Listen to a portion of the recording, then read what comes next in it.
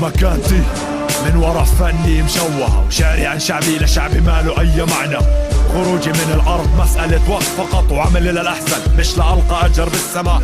بس بدي مكان أضمن فياته حق ابني. أنا مش قاتل بس قادر أجرم من أجل حقي، عشان وطني قلمي قاعد بكتب باسمي. بديش مجند إسرائيلية تمنع دفني بوطني، بدي أندفن بنفس المقبرة اندفن فيها جدي. ومن طفولتي بحلم لما أكبر أصير جندي. مع الوقت اكتشفت لمين بدي أنتمي. محمود عباس فاتح حماس ولا جبهة، خليني حر حواري لأنه كله مرتزقة. مش قادر أتعامل مع شعب عايش جوا كذبة. الصورة حلوة والخلفية مدمرة، صرنا بدنا فيزا إحنا مشان ندخل وطننا. شكل الشعب اللي هون التهى بالثورة، نسيوا العراق ونسيوا شتيلة وصبرة.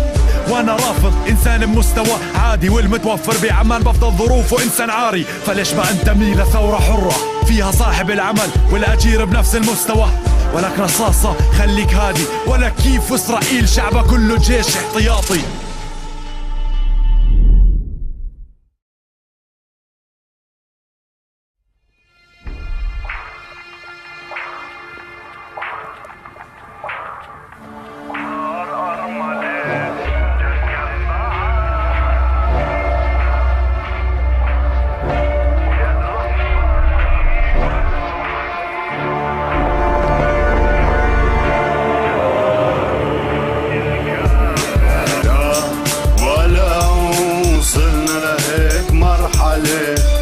الوطن بده رجال، وطننا صار أرملة.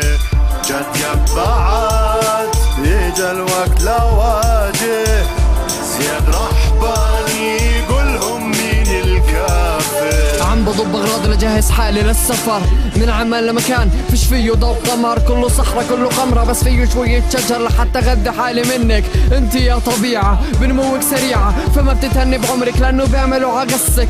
فحقك عندي من كل هالكفرة اللي ما بيأمنوا بوجودك. سيدي كان عنده طيارة وكان دايما يصونك، بس لما اخوات الشرموط احتلوا البلاد اخذوكي. وعاش سيدي ومات وهو عم يحلم فيكي. عم بجيكي انا هسا لا اشكي لك همي، لاني حسيت في تشابه ما بينك وبيني. مشاريع عمان عم ترميكي وترميني، يا ارض احتضنيني ولا جواتك رجعيني، لانه كل هالبنى لفوقك عم بيزيد وجعي. صار نفسي اصير غجري من خيمة لخيمة، لانه مكانتي بهالمجتمع ما في إلها اي قيمة. نفسيتي مش سليمة، نفسيتي ماكلة خرر، انا انتكنا 1000 مرة ولساتنا عم نرجع لورا. فبعد اللي صار وبعد اللي هيصير بطل يفرق شو المصير. مقتول او اسير ما زي زي كل واحد رماته الدنيا بالقاع، وحرمته من الاستمتاع وحكمته انه ضاع. بس الفرق الواحد اني راكع ايقاع.